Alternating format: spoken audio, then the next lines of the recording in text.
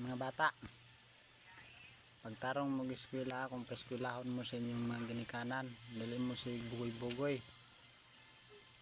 Kaya kung di mo magtarong sa inyong pag-eskwela, ay nagdagko ninyo ha. Walang gyapon.